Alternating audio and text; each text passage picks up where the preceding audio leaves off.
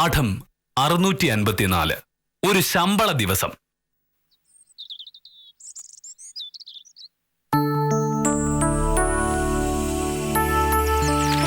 സർക്കാർ ജീവനക്കാരുടെ ശമ്പളം കൂട്ടുന്നതിനെ കുറിച്ചുള്ള നടപടികൾ ആരംഭിച്ചു കഴിഞ്ഞതായി സർക്കാർ വൃത്തങ്ങൾ അറിയിച്ചു. 5 ലക്ഷത്തോളം വരുന്ന മുഴുവൻ സർക്കാർ ഉദ്യോഗസ്ഥർക്കും പ്രയോജനം ചെയ്യുന്നതായിരിക്കും ശമ്പള വർധനവ് എന്ന് ഞങ്ങളുടെ ലേഖകൻ റിപ്പോർട്ട് ചെയ്യുന്നു. ഈശ്വര, എത്രയും പെട്ടെന്ന് ശമ്പള വർധന വന്നാൽ മതിയായിരുന്നു. സാധനങ്ങളുടെയൊക്കെ വില ഇങ്ങനെ കുറിച്ച് വരുമ്പോ ശമ്പളം കൂട്ടാതെ പിന്നെ എങ്ങനെ ജീവിക്കും? ചായ. എന്താണ് പത്രത്തിലേക്ക് ഇത്ര വലിയൊരു ആലോചന? ശമ്പള വർധനവിന്റെ കാര്യമോർത്ത് കുറച്ചു നാളായി പ്രയാസപ്പെട്ട് കഴിയുകയായിരുന്നല്ലോ സർക്കാർ ഉദ്യോഗസ്ഥരൊക്കെ. പ്രശ്നത്തിന് പരിഹാരമായി. ഞങ്ങളുടെ ശമ്പളം ഓടാനേ കൂട്ടും. ഇതാണ് ഇത്ര വലിയ കാര്യം. എന്താ വലിയ കാര്യമല്ലത്?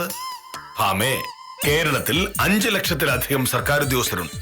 അവരുടെയൊക്കെ വീടുകളിൽ കാര്യങ്ങൾ നടക്കുന്നത് സർക്കാർ നൽകുന്ന ശമ്പളം കൊണ്ടാണ്. സാധനങ്ങളുടെയൊക്കെ വില റോക്കറ്റ് പോലെ കുതിച്ചു വരുമ്പോ ശമ്പളം കൂട്ടിയില്ലെങ്കിൽ ഞങ്ങളൊക്കെ എങ്ങനെ പിടിച്ചു നിൽക്കും? ഓ, അതാണോ കാര്യം? മോഹനേട്ടാ, സർക്കാർ ശമ്പളം കൂട്ടിട്ടുണ്ടെങ്കിൽ തന്നെ എത്ര കൂട്ടും? 10 1000 രൂപ. മനുഷ്യന്റെ ജീവിത ചെലവ് കൂടുന്ന വെച്ച് നോക്കിയിട്ടുണ്ടെങ്കിൽ അതുകൊണ്ട് എന്തെങ്കിലും ആവോ? ഇനിയുള്ള കാലം സർക്കാർ ശമ്പളം കൊണ്ടൊന്നും ജീവിക്കാൻ പറ്റൂല. എന്താ പറ്റത്? ഇതുവരെ നമ്മൾ ജീവിച്ചത് എനിക്ക് കിട്ടിയ ശമ്പളം കൊണ്ടല്ലേ? അല്ലെങ്കിൽ തന്നെ സ്ഥിര വരുമാനമില്ലാത്ത വക്കീൽ പണി കൊണ്ട് നമ്മൾ എങ്ങനെ ജീവിക്കും? ഇന്ന് 1-ാം തീയതിയാണ്. എനിക്കിന്ന് ശമ്പളം കിട്ടും. അതുപോലെ നിനക്ക് ഉറപ്പിച്ച് പറയാൻ പറ്റുമോ ഇന്ന് എനിക്ക് ഫീസ് കിട്ടുമെന്ന്? കിട്ടിയ അത്ര തന്നെ. വെറുതെ ആവശ്യമില്ലാത്ത കാര്യം പറയാൻ നിൽക്കുന്നെന്തിനാ മോഹനേട്ടാ? എന്റെ കക്ഷികൾ എനിക്ക് ഫീസ് തരാമെന്ന് പറയുന്ന ദിവസം ഫീസ് തരാറുണ്ട്. അതിനൊന്നും ഒരു മുടക്കം ഇതുവരെ ഉണ്ടായിട്ടില്ല. പിന്നെ എനിക്ക് ഫീസ് കിട്ടുന്നത് ഞാൻ ചെയ്യുന്ന ജോലി വെച്ചിട്ടാണ്. വലിയ കേസാണെങ്കിൽ കൂടുതൽ കാശ് കിട്ടും, ചെറിയ കേസാണെങ്കിൽ കുറച്ചും. വക്കീലിന്റെ സാമർഥ്യം അനുസരിച്ച് വരുമാനം കൂടും. പക്ഷേ ഒരു വില്ലേജ് ഓഫീസർക്ക് അതത്ര കേമലായാലും എണ്ണി ചുട്ട അപ്പം പോലെയാണ് സർക്കാർ ശമ്പളം. എത്ര കൂടുതൽ ജോലി ചെയ്താലും 10 പൈസ പോലും കൂടുതൽ വരില്ല. ആ വ്യത്യാസമുണ്ട് നമ്മള് തമ്മില്. പത്രം ഇരുന്ന് വായിക്കേ, അത് വിദ്യയായിരിക്കും.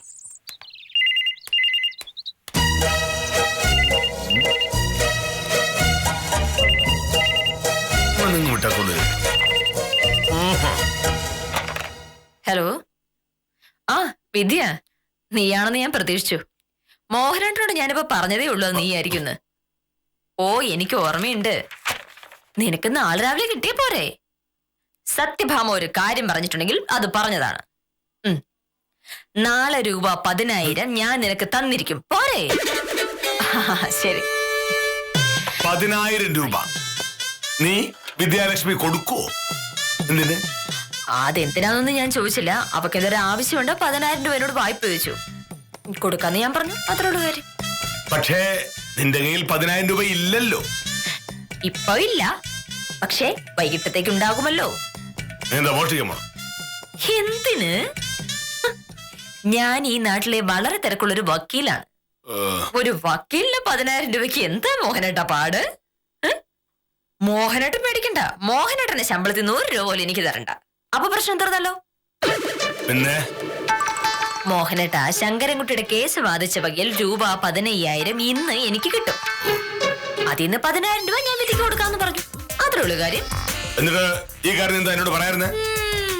ഞാനത് പറഞ്ഞിട്ടുണ്ടെങ്കിൽ അടുത്ത നിമിഷം തന്നെ മോഹനേട്ടൻ അത് എന്നോട് ചോദിക്കുന്നുള്ള കാര്യം എനിക്ക് അറിഞ്ഞൂടെ? ഇന്ന് ശങ്കരൻകുട്ടി പണം തരുമെന്ന് മോഹനേട്ടനോട് ഞാൻ പറഞ്ഞിട്ടുണ്ടെങ്കിൽ ആ 15,000 രൂപയ്ക്കും പലവിധ ആവശ്യങ്ങളുണ്ടെന്ന് മോഹനേട്ടൻ പറയും. അതുകൊണ്ടാണ് ഇന്നലെ ശങ്കരൻകുട്ടി വിളിച്ച കാര്യം ഞാൻ പറയാതിരുന്നത്. കുറച്ചു മുന്നേ സാർ എന്താണ് പറഞ്ഞത്? സർക്കാർ ശമ്പളം കൃത്യം 1-ാം തീയതി തന്നെ കിട്ടും, വക്കീലന്മാരുടെ ഫീസ് കിട്ടിയാൽ കിട്ടി എന്ന് പറയാന്ന് അല്ലേ? ശരി, ഞാനൊരു പാവം വക്കീലാണേ. എനിക്ക് ഫീസ് കിട്ടിയാ കിട്ടിയെന്ന് പറയാം. അതുകൊണ്ട് കൃത്യമായി ശമ്പളം വാങ്ങുന്ന വില്ലേജ് ഓഫീസർ മേലിൽ ഈ പാവം വക്കീലിനോട് 10 പൈസ പോലും ചോദിക്കരുത്. ഞാൻ തരൂല. ആഹാ, അങ്ങനെയാണല്ലോ അത്. വിളിച്ചത് വക്കീലെന്നായതുകൊണ്ട് അടുത്ത കേസാണെന്നുള്ള കാര്യം ഉറപ്പായി. എന്ത് ചെയ്യാൻ പറ്റും? നമസ്കാരം വക്കീലേ. നമസ്കാരം. ഉത്തമൻ ഏതോ ഒരു കേസിന്റെ കാര്യത്തിനാണെന്ന് മനസ്സിലായി. എന്താ കേസ്? പുതിയ കേസൊന്നുമല്ല വക്കീലെ. വക്കീല മഹീന്ദ്രന്റെ കേസ് വാദിച്ചില്ലായിരുന്നോ? ബാധിച്ചിരുന്നു. കേസ് വാദിച്ച് കഴിഞ്ഞപ്പോഴേക്കും മഹീന്ദ്രൻ മഞ്ഞപ്പിത്തം പിടിച്ച് ആശുപത്രിയിലായത് കൊണ്ടാണ് ഫീസ് തരാൻ പറ്റാത്തത്. ഇന്ന് ഞാൻ മഹീന്ദ്രനെ കണ്ടായിരുന്നു. വക്കീലിന്റെ ഫീസ് അടുത്ത ആഴ്ച എത്തിച്ചു കൊള്ളാന്ന് പറയുകയും ചെയ്തു.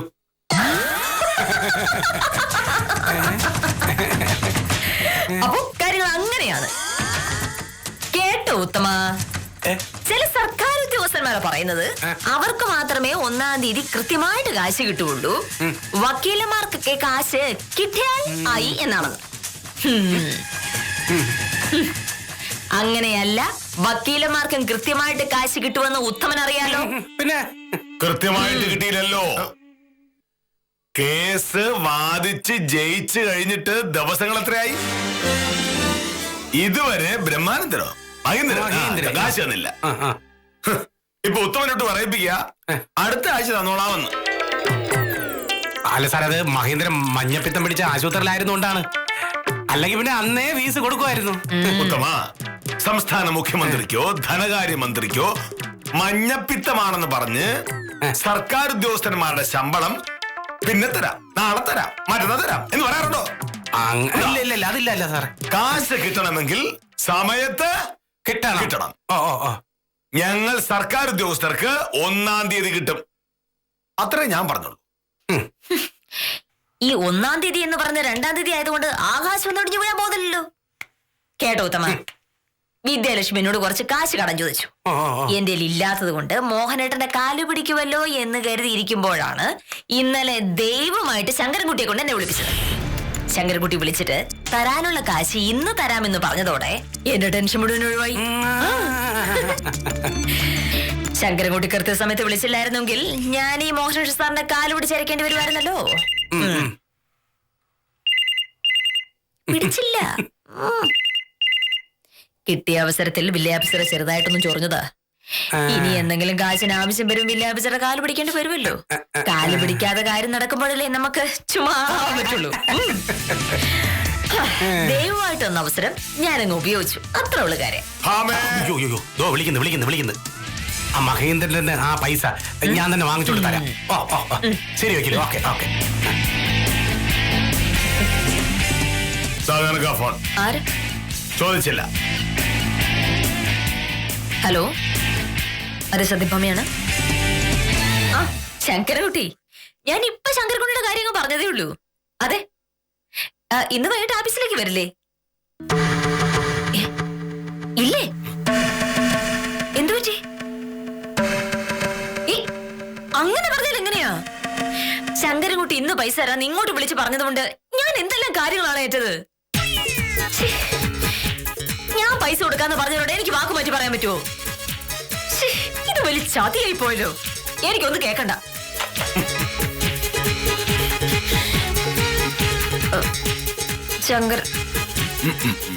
ശങ്കരൻകുട്ടി ഇന്ന് പൈസ തരില്ലെന്ന്. കുറച്ചു മുമ്പ് നീ എന്തൊക്കെയാ പറഞ്ഞത്? ശങ്കരൻകുട്ടി ദൈവത്തെ പോലെയാണെന്നോ? അല്ലെങ്കിൽ വിദ്യാലക്ഷ്മിക്ക് കൊടുക്കേണ്ട കാശിനു വേണ്ടി നീ എന്റെ കാല് പിടിക്കേണ്ടി വരുമെന്ന്, ആ നാണക്കേട് ഒഴിവായി എന്നൊക്കെയല്ലേ? ഇനി എന്തി? എന്നാലും ശങ്കരൻകുട്ടി എന്തൊരു ചതിയാ ചെയ്തത്. ശങ്കരൻകുട്ടിയുടെ കാര്യം വിടൂ, വിദ്യാലക്ഷ്മിയുടെ കാര്യം പറയൂ. നിന്റെ പേര് സത്യഭാമ എന്നാണെങ്കിൽ നാളെ രാവിലെ വിദ്യാലക്ഷ്മിക്ക് കാശ് കൊടുക്കും എന്ന് നീ ആണയിടുന്നത് ഞാൻ കേട്ടതാണ്. ഇനിയിപ്പോ നീ എങ്ങനെ പൈസ കൊടുക്കും? അതൊരു സത്യഭാമയുടെ വാക്കും പഴയ ചാക്കും ഒരുപോലെയാണെന്ന് നാളെ വിദ്യാലക്ഷ്മിക്കും മനസ്സിലാവും. മോഹനേട്ടാ, വിദ്യാലക്ഷ്മിക്ക് പൈസ കൊടുക്കാതിരുന്ന പറ്റില്ല. അവക്ക് എന്തോ അത്യാവശ്യമുള്ളതാ. അപ്പൊ പിന്നെ ഞാൻ നേരത്തെ പറഞ്ഞ വഴിയേ ഉള്ളൂ, പൊട്ടിക്കുക. അല്ല, അത് മോഹനേട്ടാ, ഭാര്യയും ഭർത്താവ് ആവുമ്പോ പരസ്പരം കളിയാക്കിയും കുത്തുവാക്ക് പറയുകയൊക്കെ ചെയ്യുന്നിരിക്കില്ലേ? പക്ഷെ ഗൗരവമുള്ളൊരു കാര്യം വരുമ്പോ അവർ തമ്മിൽ ഒരുമിക്കില്ലേ? മറ്റു ഭാര്യ ഭർത്താക്കന്മാർ ഒരുമിക്കുമായിരുന്നു, നമ്മൾ ഒരുമിക്കില്ല. ഇങ്ങനെ പറയല്ലേ. ഇന്ന് വിദ്യക്ക് പൈസ കൊടുക്കാൻ പറ്റില്ലെങ്കിൽ എന്റെ മാനം പോവും. മോഹനേട്ട, ഒരു 10,000 രൂപ കടം തരുവോ? ശങ്കരൻകുട്ടി തരുമ്പോഴേ ഞാൻ തിരിച്ചുതരാം. അതെങ്ങനെയാ ഭാമേ? ഞാൻ എണ്ണിച്ചുട്ട അപ്പം പോലെ നിസാര ശമ്പളം വാങ്ങുന്ന ഒരു സാധാ സർക്കാർ ഉദ്യോഗസ്ഥൻ. കോടിക്കണക്കിന് രൂപ ശമ്പളം വാങ്ങുന്ന വക്കോല്. നീ എന്നോട് കടം വാങ്ങുന്നത് ശരിയാണോ? ഛെ, മോശം. ശങ്കരൻകുട്ടി പറ്റിച്ചതുകൊണ്ടല്ലേ ഇന്ന് കാശ് തരാന്ന് പറഞ്ഞത് ഞാനങ്ങ് വിശ്വസിച്ചു പോയി. എല്ലാ മാസവും 1-ാം തീയതി എനിക്ക് കൃത്യമായ ശമ്പളം കിട്ടുമെന്ന് ഞാൻ പറഞ്ഞപ്പോൾ നീ പറഞ്ഞെന്താ? അങ്ങനെ കൃത്യ ദിവസം കിട്ടുന്നത് കൊണ്ട് പണം ഇരട്ടിക്കൊന്നും ഇല്ലല്ലോ. ഓ ഇല്ലേ ഓ എന്ന് ഇല്ല.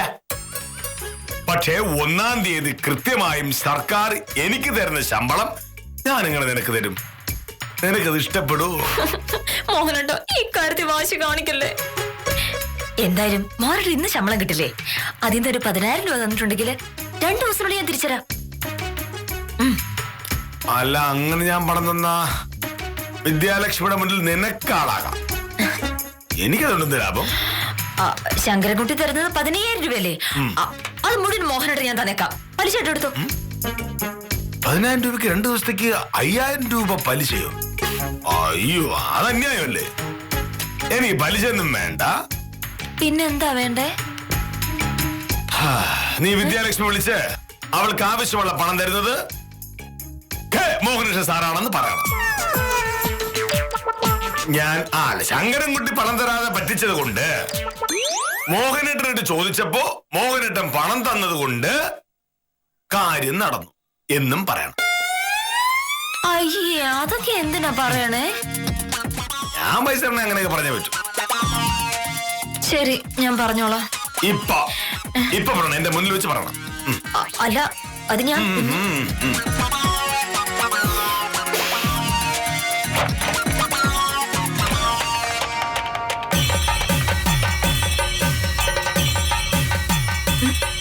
എന്താ? ഒരു നിമിഷം. വിദ്യ അതല്ല, അത് ശങ്കരൻകുട്ടി ഇപ്പൊ വിളിച്ചിരുന്നു. അയാടെ പൈസ കിട്ടാൻ 2 ദിവസം കഴിയുന്നാ പറഞ്ഞത്. ഏയ്, നീ പേടിക്കണ്ട. നിനക്ക് തരാന്ന് പൈസ നാളെ തന്നെ ഞാൻ തരാം. ആ പൈസ നിനക്ക് തരാന്ന് മോഹനേട്ടൻ സമ്മതിച്ചിട്ടുണ്ട്. മോഹനേട്ടൻ എങ്ങനെ പൈസ തരാന്ന് പറഞ്ഞുകൊണ്ട് നിന്റെ കാര്യം നടന്നല്ലോ. അതെ, ശരി. പോരെ, തൃപ്തിയായല്ലോ. ഇപ്പൊ നിനക്ക് മനസ്സിലായോ ഭർത്താവിന്റെ അടുത്ത് അഹങ്കാരം കാണിച്ചാൽ എന്തുണ്ടാകുമെന്ന്? എനിക്ക് 1-ാം തീയതി ശമ്പളം കിട്ടുമെന്ന് ഞാൻ ഒരു വാക്ക് പറഞ്ഞതിന്റെ പേരിലല്ലേ നീ എന്നെ കളിയാക്കിയത്? അയ്യോ, അത് പറയണം. വിളിക്ക. വിദ്യാലക്ഷ്മിയെ വിളിച്ച് സർക്കാർ ഉദ്യോഗസ്ഥർക്ക് കൃത്യം 1-ാം തീയതി തന്നെ ശമ്പളം കിട്ടുന്നത് കൊണ്ടാണ് വിദ്യാലക്ഷ്മിക്ക് പണം കൊടുക്കാൻ പറ്റുന്നത് എന്നുകൂടി പറയണം. പൈസ വേണമെങ്കിൽ പറഞ്ഞേ പറ്റൂ. 1-ാം തീയതി ശമ്പളം കിട്ടുന്നതിന്റെ വില അഡ്വക്കേറ്റ് വിദ്യാലക്ഷ്മിയുടെ അറിയട്ടെ.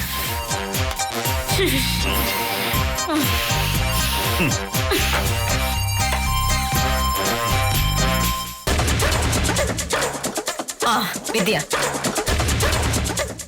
സത്യം പറഞ്ഞാൽ ഈ സർക്കാർ ഉദ്യോഗസ്ഥന്മാര് എന്തൊരു ഭാഗ്യവാന്മാരാ. അവർക്ക് കൃത്യം 1-ാം തീയതി തന്നെ ശമ്പളം കിട്ടും. മോഹനേട്ടൻ അങ്ങനെ ശമ്പളം കിട്ടുന്നതുകൊണ്ടാണല്ലോ നിനക്ക് നാളെ 10,000 രൂപ തരാൻ എനിക്ക് പറ്റുന്നത്. മതിയോ? ശരി, പൈസ നാളെ തരാം. മേലിൽ എന്നോട് അഹങ്കാരം കാണിക്കരുത്. കാണിച്ചാൽ എങ്ങനെ ഇരിക്കും?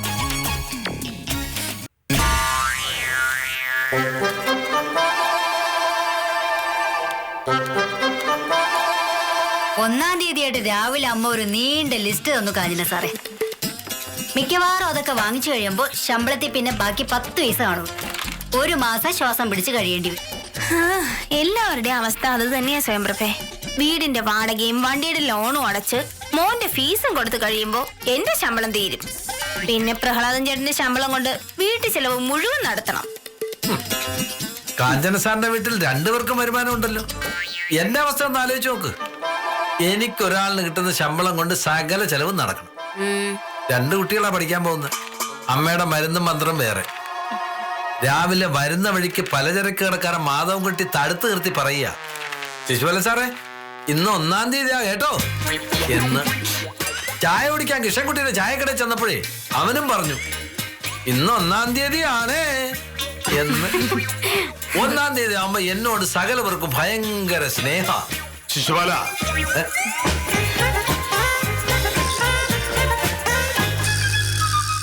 ഒരു സർക്കാർ ഉദ്യോഗസ്ഥനെ സംബന്ധിച്ചിടത്തോളം അഭിമാനത്തിന്റെ ദിവസമാണ് 1-ാം തീയതി. നമ്മൾ ചെയ്യുന്ന ജോലിക്ക് സർക്കാർ കൃത്യമായി പ്രതിഫലം നൽകുന്ന ദിവസം. ഈ 1-ാം തീയതി എന്റെ ജീവിതത്തിൽ തന്നെ ഏറ്റവും പ്രധാനപ്പെട്ട 1-ാം തീയതിയാണ്. അതെന്താ സാർ? ഞാൻ സർക്കാർ ഉദ്യോഗസ്ഥനായതിനു ശേഷം എനിക്ക് ഇത്രത്തോളം അന്തസ്സുണ്ടാക്കി തന്ന മറ്റൊരു 1-ാം തീയതിയില്ല. അതെന്താ സാർ? അത് പറഞ്ഞാൽ നിങ്ങൾക്ക് മനസ്സിലാവില്ല. അതുകൊണ്ട് ശമ്പള ദിവസമാണെന്ന് ഉത്സാഹത്തോടു കൂടി എല്ലാവരും ആത്മാർത്ഥമായി ജോലി തുടങ്ങിക്കോളൂ.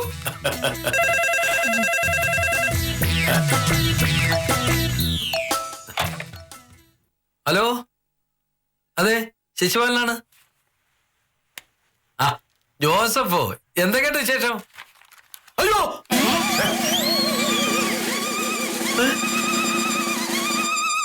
അതെന്ത് പറ്റി? എന്നിട്ട് ആരും പറഞ്ഞു കേട്ടില്ലല്ലോ. ഇനിയിപ്പോ എന്ത് ചെയ്യും? നാട് വിട്ടു പോകേണ്ടി വരും ജോസഫ്. ശരി, ഞാൻ പിന്നെ വിളിക്കാം. സാറേ, ഭയങ്കര ചതിയായി പോയി. എന്ത്? ഇന്ന് ശമ്പളം ഇല്ല. ട്രഷറിയില് കാശില്ലെന്ന്. ശമ്പളം 4-5 ദിവസം വൈകി വന്ന് ട്രഷറിയിലെ അക്കൗണ്ടന്റ് ജോസഫാ വിളിച്ചു പറഞ്ഞ്. എനിക്ക് ഇന്ന് പൈസ കിട്ടിയേ പറ്റൂ. എന്റെ ഈശ്വരൻ, ഞാനിനി എങ്ങനെ വീട്ടിൽ പോകും? ഇങ്ങനെ ഒരു പ്രശ്നം ഉണ്ടാവുമെന്ന് ഒരു സൂചന ഇല്ലായിരുന്നല്ലോ. ഞാനിനി വീട്ടിൽ ചെന്ന് അമ്മയോട് എന്ത് പറയും? വീടിന്റെ വാടക ഇന്ന് കൊടുത്തേ പറ്റൂ, ഇല്ലെങ്കിൽ ഹൗസ് ഓണർ ഉടക്കുണ്ടാക്കും.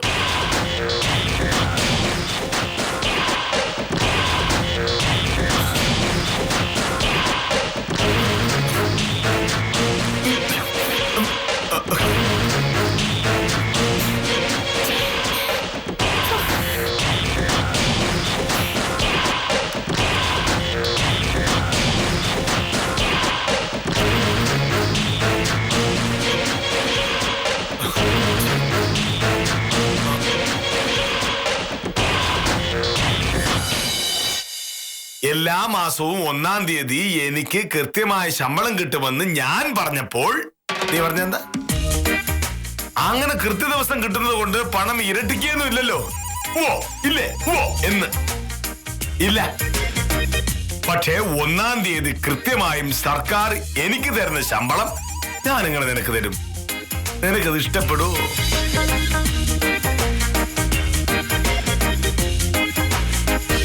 ഈശ്വര,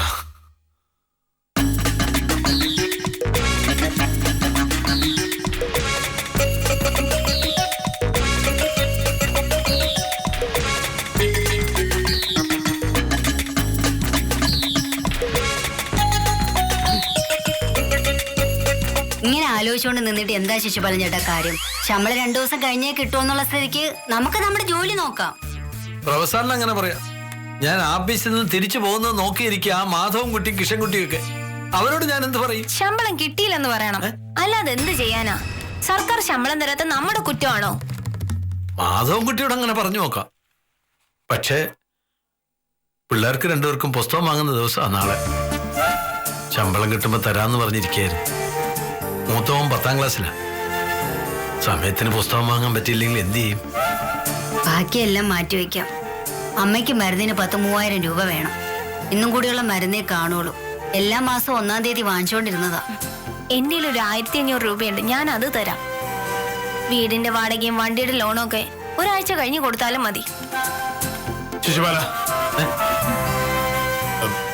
ഇവിടെ ചെയ്യാനുള്ള ജോലികളൊക്കെ പെട്ടെന്ന് ചെയ്ത് തീർക്കണം. എന്നിട്ട് 12:30 ആകുമ്പോ ഒരു സ്ഥലത്ത് പോകാനുണ്ട്. എവിടാ സാർ?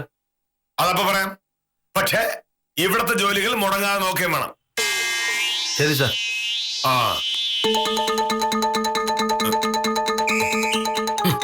മുടങ്ങാതെ നോക്കണം പോലും. നമ്മളെ പൈസ വീട്ടിൽ നിന്ന് കൊണ്ടുവരണം ഇവിടെ ജോലി നോക്കാൻ. ശമ്പളം വാങ്ങിച്ചു തരുന്ന കാര്യത്തിൽ സാറിന് ഒരു ഉത്തരവാദിത്വം ഇല്ല. ഭാമേ,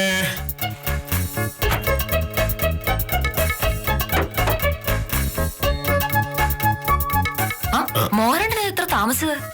മണി 5:30 വരുന്ന വഴി പുഷ്കറിന്റെ കടയിലൊന്ന് കയറി. കരമടയ്ക്കാൻ വന്നപ്പോ പുഷ്കറിന് ബാക്കി കൊടുക്കേണ്ട 3 രൂപ ചില്ലറ ഇല്ലായിരുന്നു. അത് കൊടുക്കണ്ടേ? ഓ, അതായിരുന്നോ കാര്യം. ഞാൻ കരുതി മോഹനയുടെ നാട് വിട്ടുപോയി കാണുന്നു. അല്ല, 1-ാം തീയതി ശമ്പളം കിട്ടുമെന്ന് പറഞ്ഞ് അത്രയും വിളിച്ചു കൂവിയിട്ട് 1-ാം തീയതി ശമ്പളം കിട്ടാണ്ട് വരുമ്പോ എന്റെ മുഖത്ത് നോക്കാനൊരു ചമ്മൽ ഉണ്ടാവൂല്ലോ. എടാ, എന്തൊക്കെ പുകയിലായിരുന്നു. സർക്കാർ ഉദ്യോഗസ്ഥർക്ക് മാത്രം കൃത്യമായിട്ട് ശമ്പളം കിട്ടും, വക്കീലന്മാർക്ക് കിട്ടിയാ കിട്ടി. മുഖ്യമന്ത്രിക്ക് വേറെളക്കം വന്നാലും ഉദ്യോഗസ്ഥന്മാർക്ക് ശമ്പളം കിട്ടും. അങ്ങനെയൊക്കെ അല്ലേ രാവിലെ പറഞ്ഞത്? ഇപ്പം മനസ്സിലായോ മോഹനേട്ടന്? പൈസയുടെ കാര്യമാകുമ്പോ ആരുടെ കാര്യത്തിൽ ഒരു തടസ്സം ഉണ്ടാവുന്ന? ഇനിയെങ്കിലും സർക്കാർ ഉദ്യോഗത്തിന്റെ കാര്യം പറഞ്ഞ് അഹങ്കരിക്കരുത്. വിഷമിക്കണ്ട, പൈസ ഇന്ന് കിട്ടില്ല എന്ന് ഞാൻ വിദ്യാലക്ഷ്മി വിളിച്ച് പറഞ്ഞിട്ടുണ്ട്. മോഹനേട്ടൻ സർക്കാർ ഉദ്യോഗസ്ഥനായതുകൊണ്ടും ഇന്ന് 1-ാം തീയതി ആയതുകൊണ്ടും മാത്രമാണ് വിദ്യക്ക് ഇന്ന് പൈസ കൊടുക്കാൻ പറ്റുന്നതെന്ന് എന്നെ കൊണ്ട് ഫോണിൽ വിളിച്ച് പറയിച്ചില്ലായിരുന്നു. കാര്യം പറഞ്ഞപ്പോ വിധിക്ക് മനസ്സിലായി. പൈസ 2 ദിവസം കഴിഞ്ഞ് കൊടുക്കാന്ന് ഞാൻ പറഞ്ഞിട്ടുണ്ട്.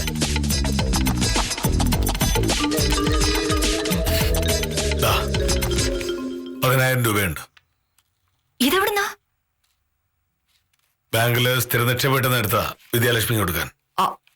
അയ്യോ, അങ്ങനെ എഫ്ഡിലിട്ട പൈസ എടുത്താ പലിശ പോയില്ല മോഹനേട്ടാ. വിദ്യയോട് ഞാൻ പറയാറുന്നല്ലോ. സാരമില്ല, ശിശുപാലിനും സ്വയംപ്രഭയ്ക്കൊക്കെ കാശിന് ആവശ്യമുണ്ടായിരുന്നു.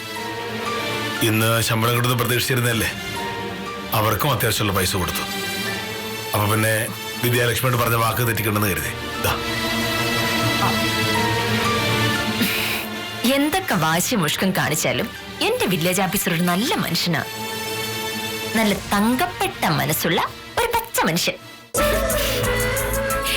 അതൊക്കെ അവിടെ നിൽക്കട്ടെ, ഇപ്പൊ ഒരു ചായ കിട്ടോ? അയ്യോ, എത്ര ചായ വേണം എന്റെ മോഹനേട്ടന്? സർക്കാർ ഉദ്യോഗസ്ഥനായിരിക്കുന്നതും 1-ാം തീയതി കൃത്യമായി ശമ്പളം കൈനീട്ടി വാങ്ങുന്നതുമൊക്കെ നല്ല കാര്യം തന്നെ. പക്ഷേ അതിലും ചില അബദ്ധങ്ങൾ പറ്റിപ്പോകാൻ വില്ലേജ് ഓഫീസർ ആലോചിച്ചില്ല. ശമ്പളം കിട്ടാൻ വൈകിയെങ്കിലും ഏറ്റെടുത്ത കാര്യങ്ങൾ കൃത്യമായി നടത്തിയ നിലയ്ക്ക് മോഹനകൃഷ്ണന് സലാം പറഞ്ഞ് ഇന്നത്തേക്ക് വിടാം.